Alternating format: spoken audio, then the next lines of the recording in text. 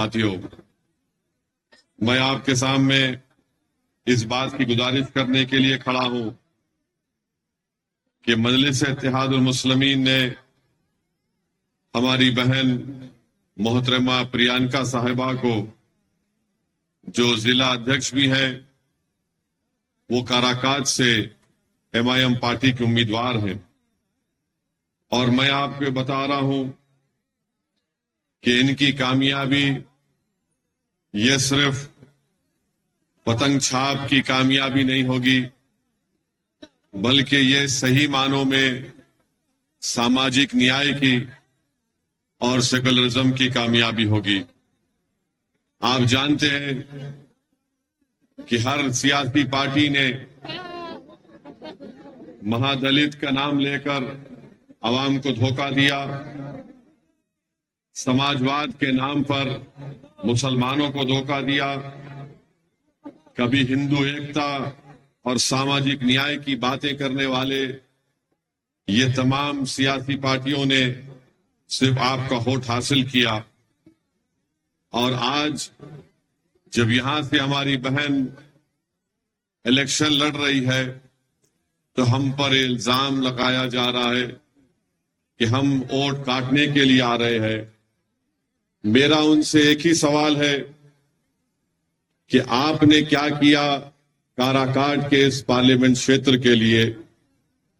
और आप जानते हैं कि जितने हमारी बहन के खिलाफ कैंडिडेट है उनका एक का भी ताल्लुक काराकाट से नहीं है, बाहर से आकर मुकाबला कर रहे हैं और इल्जाम मजलिस इत्तेहादुल मुस्लिमीन पर लगा रहे हैं।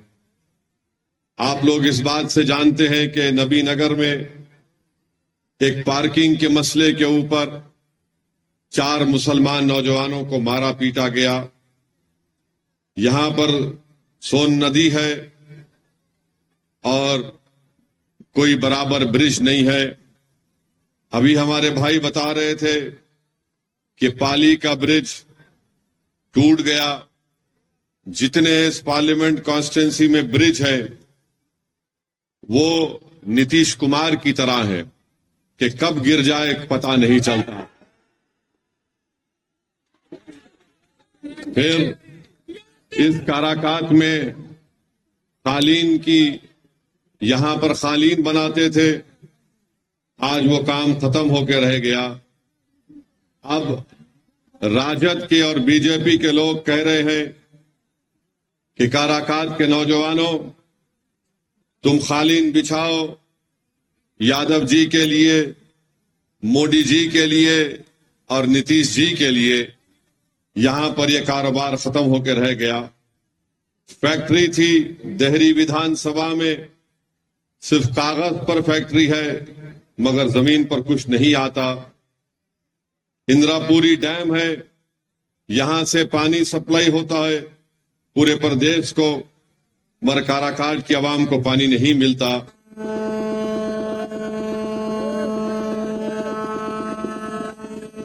आपका फोन उठा लीजिए। यहां पर बंसारा गांव है, जनता को पानी नहीं मिलता। गांव में मंडी नहीं है, कोई विकास का काम नहीं हुआ। हां, बालू माफिया का विकास हुआ मगर यहां की गरीब जनता का कोई विकास नहीं किया। कोविड के जमाने में कई यहां के युवा दूर दूर से पैदल चलकर काराकाट को वापिस आए। ट्रेन बसेस नहीं थी और जब कोविड की दूसरी वेव हुई, अस्पताल नहीं था। ऐसे वक्त पर हमारी बहन प्रियंका ने अपने घर को अस्पताल में तब्दील किया। आप बताइए, आज जो हमारी बहन के खिलाफ जितने कैंडिडेट हैं, क्या वो आपको कोविड के दौरान नजर आए? नजर नहीं आए। तो मेरे अजीज दोस्तों और बुजुर्गों, हम आपसे अपील कर रहे हैं कि 1 तारीख के दिन आप काराकाट से हमारी बहन प्रियंका को, जो मल्ला समाज से उनका ताल्लुक है, उनको कामयाब करिए। यही सामाजिक न्याय की कामयाबी होगी। और ददन पहलवान साहब जो बक्सर से MIM पार्टी के उम्मीदवार हैं, उनको भी कामयाब करिए। आपको हम यही बताना चाहते हैं कि दालमिया की फैक्ट्री बंद है, सिंचाई का कोई काम नहीं है, ट्रेन के कोई कनेक्टिविटी नहीं है, महिलाओं के लिए कॉलेज नहीं है, रोड नहीं है। अगर आप एक अच्छा फैसला लेंगे तो यकीनन इंशाअल्लाह ताला यहां से जब हमारी बहन कामयाब होकर जाएगी, आपके बहुत से मसाइल का हल निकलेगा, विकास होगा। बल्कि मैं आपको एक खुशखबरी सुना रहा हूं कि आज शिवहर में, उस कॉन्स्टिट्यूंसी का शिवहर है ना, जहां पर हमारे उम्मीदवार राणा रंजीत सिंह हैं, अभी हमको फोन पर इत्तला दी गई कि आज मतदान हुआ वहां पर, और वहां की जनता ने यह फैसला लिया कि अब के बार राणा रंजीत को अपना MP मुंतखब करेंगे इंशाअल्लाह ताला। किशनगंज की आवाम ने मुत्तहदा तौर पर एक होकर अख्तरुल ईमान साहब को कामयाब करने का फैसला कर लिया। और इंशाअल्लाह ताला जब 4 तारीख को नतीजे आएंगे तो आप देखेंगे कि असदुद्दीन ओवैसी के साथ पार्लियामेंट में ददन पहलवान भी जाएंगे, राणा रंजीत भी जाएगा, हमारी बहन प्रियंका भी जाएंगी, और इंशाअल्लाह ताला औरंगाबाद से इम्तियाज जलील साहब भी हमारे साथ जाएंगे।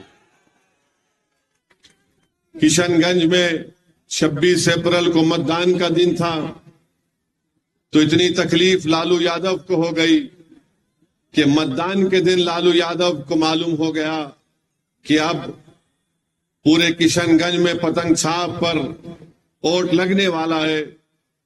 तो बेहिसी के आलम में, परेशानी के आलम में लालू ने मतदान के दिन एक वीडियो बनाया, और वीडियो में लालू यादव ने कहा कि ओवैसी को वोट मत दो, ये वोट काटेगा, तुम किसी और जावेद को वोट, अपना वोट दे दो।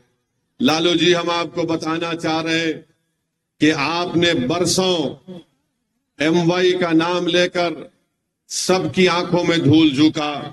लालू जी, हम आपको बताना चाह रहे हैं कि आपने MY का नाम लेकर आपने सत्ता तो हासिल कर लिया, आप बरसों मुख्यमंत्री बने, फिर आपने अपनी पत्नी को मुख्यमंत्री बनाया, उसके बाद आपने अपने दोनों बेटों को विधायक बनाया, अपनी बेटी को आपने मेंबर ऑफ पार्लियामेंट बनाया, फिर आपने अपने एक दामाद को जो उत्तर प्रदेश के हैं उनको आपने सांसद बनाया। लालू जी, आपका दिल कब भरेगा बताइए। यानी आप मुख्यमंत्री बरसों, राबड़ी देवी मुख्यमंत्री बरसों तक रही, अब आपके दोनों बेटे विधायक बने, एक डिप्टी चीफ मिनिस्टर बन गए, अपनी बेटी को आपने राज्यसभा भिजा दिया। मगर लालू जी को एक बात बड़ी तकलीफ देती है कि उत्तर प्रदेश का अल्पसंख्यक समाज का मुसलमान अब राजद की लीडरशिप को कबूल करने तैयार नहीं है। वो ये तय कर चुका है कि लालू यादव और उनका परिवार ने MY के नाम पर एक समीकरण सिर्फ जबानी तौर पर लालू ने बनाया और सिर्फ मुसलमानों के वोट को हासिल किया, और उसके बाद सिर्फ सत्ता उनके बेटों को या उनकी बेटी को दे दिया गया। अभी भी वही ड्रामा हो रहा है। मगर जब से MIM पार्टी आई है, इनके दिमाग अपनी जगह पर आ चुके हैं। इसीलिए आज आप देखते हैं कि कल तक तेजस्वी यादव के मंच पर कोई मुसलमान नजर नहीं आता था, मगर जब से मजलिस पार्टी को आपने अपना माना और मजलिस पार्टी को आपने अपनी जमात को समझा, तब से तेजस्वी यादव को बड़ी मजबूरी के साथ एक दो मुसलमानों को अपने मंच पर बिठाते हैं, पीछे बिठाते हैं, सामने बिठाते नहीं है। मगर इंशाअल्लाह ताला इस पार्लियामेंट के चुनाव के बाद इनको पता चल जाएगा। मेरी इज्जतदार माँ और बहनों से मैं अपील करना चाह रहा हूं कि यकीनन हमारी भी कोशिश यही है कि तीसरी मर्तबा देश का वजीर आजम प्रधानमंत्री नरेंद्र मोदी ना बने, और इसके लिए हम कोशिश कर रहे हैं। अब आप बताइए, अख्तरुल ईमान जब अपना इलेक्शन किशनगंज का लड़ रहे थे, जहां पर राजद का उम्मीदवार नहीं था, तो आखिर क्या परेशानी हो गई लालू को कि उन्होंने मतदान के दिन वीडियो बनाया और ये कह दिया कि ओवैसी वोट काटने आया है। ये एक बात सामने आ गई कि लालू नफरत करते हैं, राजद नफरत करती है, तेजस्वी नफरत करता है। वो नहीं चाहते कि अल्पसंख्यक समाज मुसलमानों की एक सियासी लीडरशिप पैदा हो जाए। मैं आपसे ये अपील करने आया हूं मेरे भाइयों बहनों, गयूर नौजवानों, याद रखो, तुम सिर्फ वोट डालने वाले बनोगे तो फिर हमको गुलामी करना पड़ेगा। अगर आप वोट लेने वाले बनेंगे तो आप इंशाअल्लाह ताला अपनी लीडरशिप को बनाएंगे। लोग आपके पास आकर अपनी तकलीफ को बयान करेंगे, आपके पास लोग आकर आपसे कहेंगे कि हमसे इंसाफ करो का, तो फिर कभी नीतीश कुमार का बनकर बिहार में उभरी है।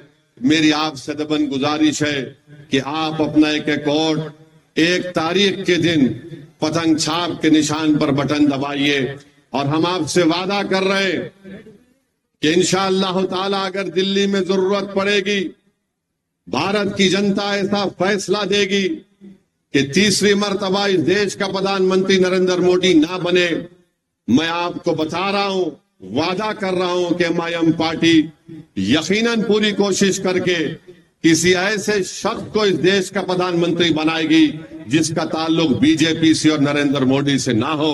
हम इसका आपसे वादा कर रहे हैं। मगर याद रखिए इसका ये मतलब नहीं है कि हम इनकी गुलामी करते रहेंगे। मैं लालू यादव और उनके परिवार को अपना नेता नहीं मानता। इसलिए नहीं मानता हूं क्योंकि मेरा मानना यह है कि आप में उनसे ज्यादा काबिलियत है, मेरा मानना यह है कि आप में उनसे ज्यादा ताकत है, मेरा मानना यह है कि आप उनसे ज्यादा नंबर में हैं, मेरा मानना यह है कि आपकी आबादी में उनसे ज्यादा हक है। तो जब आप हर एतबार से आगे हैं, आप कब तक इनके पीछे भागेंगे? आप बताइए कि राजद ने 22 लोगों को टिकट दिया, जिसमें से सिर्फ 2 मुसलमान हैं, बल्कि 32 टिकट राजद ने अपने 22 माले और सीपीआई के लोगों को दिया है, उसमें सिर्फ 2 मुसलमान हैं। 17% मुसलमानों की बिहार में आबादी है और 2 टिकट दिए जाते हैं, और गाली किसको देते हैं? ओवैसी को और अख्तरुल ईमान को कि ये लोग वोट काटने आए हैं। अरे तुमको सिर्फ 2 नजर आए और अपने परिवार से तुमने 2-2 अपनी बेटियों को टिकट दे दिया, तुमने 2-2 अपनी बेटियों को टिकट दे दिया। बताओ मेरे अजीज दोस्तों और बुजुर्गों, इससे ज्यादा बेइज्जती और क्या हमारी हो सकती है? आपने अभी अख्तरुल ईमान की तकरीर में सुना कि कितनी नौकरियों से हमको हाथ धोना पड़ा। हमारी आबादी में 2 करोड़ हम आबादी में और नौकरी हमको नहीं दी जाती है। तो बताओ ये कैसे इंसाफ होगा? अगर काराकाट की जनता ये समझ रही है कि मैं सिर्फ जज्बाती नारे लगाने से मुझे इंसाफ मिल जाएगा, मैं ओवैसी के सभा में आकर ठहर कर उनकी तकरीर को सुनकर अगर चला जाऊंगा तो मुझसे इंसाफ हो जाएगा? नहीं मेरे दोस्तों, इंसाफ उस वक्त होगा मेरे भाई जब आप वोट डालेंगे एमआईएम पार्टी को, जब आप अपनी लीडरशिप को पैदा करेंगे। ये जो लड़ाई हम और अख्तरुल ईमान और इंजीनियर आफ्ताब साहब, हैबर साहब और ददन पहलवान लड़ रहे हैं, ये लड़ाई आपके लिए लड़ रहे हैं, इन नौजवानों के लिए लड़ रहे हैं, इन मासूम बच्चों के लिए लड़ रहे हैं, क्योंकि आने वाला कल आपका होगा। हमारी जिंदगी का भरोसा नहीं कि कब हमारी जिंदगी का समा गुल हो जाए, मगर ये लड़ाई तुम्हारे लिए लड़ी जा रही है ताकि आने वाले कल में तुम किसी की गुलामी ना कर सको, तुम खड़े होकर नेता बनो, तुम पार्लियामेंट में जाओ, तुम बिहार की विधानसभा में जाओ और जाकर अपने इंसाफ की लड़ाई लड़ो, ताकि आने वाला मुस्तकबिल तुम्हारा हो सके।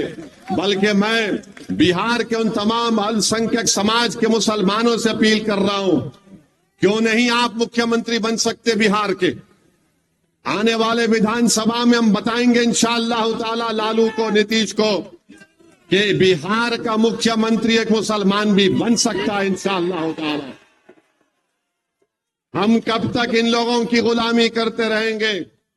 MY के नाम पर वोट तो हासिल कर लेते हैं, मगर बताइए आप, एक ट्रेन में रेलवे पुलिस का एक शख्स गोली मारता है ट्रेन में, तो आप देखते हैं कि मरने वाले का ताल्लुक बिहार से था। दरभंगा के बाजू मधुबनी की गांव का रहने वाला जिले का कोई राजद का नेता जाकर उस मरने वाले के घर पर जाकर उसको पुरसा नहीं देता। हम गए, हैदराबाद से गए, रहने वाला बिहार का था, मैं राजस्थान में रहता था, हम वहां पर गए। बताइए आप, कब तक ये नाइंसाफी का दौर चलता रहेगा? मेरे अजीज दोस्तों और बुजुर्गों, मेरे अजीज दोस्तों और बुजुर्गों, ये बड़ी बड़ी बातें करते हैं, हम ये कर देंगे, हम नौकरी दे देंगे। अरे भाई, तुम नौकरी अगर दे रहे हो तो बताओ, इतनी बड़ी आबादी अल्पसंख्यक समाज मुसलमानों की है, हमसे इंसाफ क्यों नहीं हुआ? कितने साल हुकूमत थी अख्तर भाई राजद की? 17 साल 15 साल राजद की हुकूमत थी। 15 साल मुख्यमंत्री लालू राबड़ी, फिर उनके बेटे डिप्टी चीफ मिनिस्टर। बताइए आप, कब तक ऐसा नाइंसाफी का दौर चलता रहेगा? हम आपसे अपील कर रहे हैं कि वोट एक अमानत है, उस अमानत का सही इस्तेमाल करिए। 1 तारीख को आपको डरने और घबराने की जरूरत नहीं है। जब यही राजद की सरकार थी, नीतीश मुख्यमंत्री थे, तो सीवान में एक 7 साल का मासूम बच्चे का नाम क्या था? 7 साल के सीवान का 7 साल का बच्चा है, 8 दिन जेल में रहता है, और 8 दिन उसकी मां जेल के बाहर खड़े रहती है कि पहले तो 7 साल के बच्चे को जेल में नहीं डाला जाता। उसकी मां रो रो कर कह रही थी कि मेरा बच्चा बच्चा है, ये 18 साल का नहीं है, ये 16 साल का नहीं है, इसको छोड़ो, इसको बच्चों के घर में रखो। मगर 7 दिन तेजस्वी डिप्टी चीफ मिनिस्टर थे, सीवान में बच्चा जेल में रहा। मेरे अजीज दोस्तों और बुजुर्गों, किसने आवाज उठाई? मजलिस इत्तेहादुल मुस्लिमीन ने उस बच्चे के इंसाफ के लिए आवाज उठाई। CAA का कानून जब पार्लियामेंट में मोदी की जालिम सरकार उठा रही थी, बना रही थी कानून, 300 बीजेपी के एमपी के सामने मजलिस के 2 एमपीओं ने 300 बीजेपी के एमपी के सामने कहा, ये CAA का कानून संविधान के खिलाफ है, हम इसको नहीं मानते, ये काला कानून है। हमने उस बिल की कॉपी को मोदी और अमित शाह की आंखों के सामने फाड़कर उसको फेंक दिया पार्लियामेंट। बताइए, आज मोदी कहते हैं, आज बीजेपी कहती है कि हम यूनिफॉर्म सिविल कोड लेकर आएंगे, यकसा सिविल कोड लेकर आएंगे। अपने दिल पर हाथ रखो, अपने दिमागों पर जोर डालकर अपने आप से सवाल करो कि अगर कल पार्लियामेंट में यकसा सिविल कोड या यूनिफॉर्म सिविल कोड का बिल लाया जाएगा, तो क्या राजद का माले का कोई एमपी उठकर उसकी मुखालिफत कर पाएगा? कोई नहीं कर पाएगा। वो बोलेंगे नहीं नहीं, ये छोड़ो, तुम्हारा कोई काम नहीं, हम देख लेंगे। मेरे भाई, आप ताकतवर हैं, मगर आपको अपनी ताकत का अंदाजा नहीं है।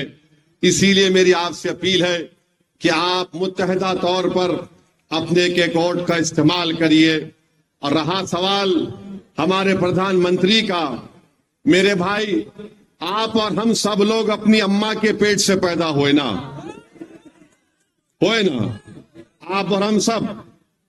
अम्मा ने हमको, अल्लाह ने हमको खून के खतरे से एक लुथड़ा बनाया। 9 महीने के बाद अम्मा ने हमको पेट से निकाला, हम पैदा हुए। ये वाहिद शख्स है प्रधानमंत्री जो कह रहा है कि मैं बायोलॉजिकली पैदा नहीं हुआ।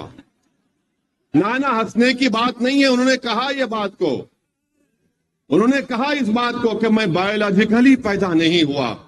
अब आप बताइए, 130 करोड़ जनता का प्रधानमंत्री है, चाहिए यानी एक साइंस था ना। फिर कहा था कि भाइयों बहनों 15 लाख डालूंगा, फिर कहा था 2 करोड़ नौकरी दूंगा हर साल। 2014 हो गया, 2019 शुरू हुआ तो मोदी ने कहा मैं आपका चौकीदार। कहा था ना मैं आपका चौकीदार हूं। फिर चुनाव हो गया तो कहा मैं आपका सेवक हूं, फिर कहा सेवक हूं। अब 24 आ गया तो कह रहे हैं कि मैं बायोलॉजिकली नहीं पैदा हुआ। अब मोदी ये कह रहे हैं कि मुझे खुदा ने, शक्ति ने किसी मकसद के लिए पैदा किया है। अब वो दिन दूर नहीं है कि नरेंद्र मोदी कह देंगे कि मैं ही सब कुछ हूं, मेरी पूजा करो। आप बताइए, नरेंद्र मोदी अगर ये कह रहे हैं कि ऊपर वाला एक शक्ति, एक मकसद के तहत उनको यहां पर पैदा किया है। मोदी जी, जब कोविड के 2 वेव हुए तो बिहार के नौजवान जो मुंबई से, दिल्ली से, हैदराबाद से, बेंगलुरु से पैदल चलकर आ रहे थे, तो क्या इसीलिए ऊपर वाले ने आपको प्रधानमंत्री बनाया था कि उनको तकलीफ पहुंचाए जाए? बताओ मोदी, जब आप कह रहे हैं कि आपको ऊपर वाले ने काम के लिए रख दिया, तो आपने पूरे देश को बंद कर दिया।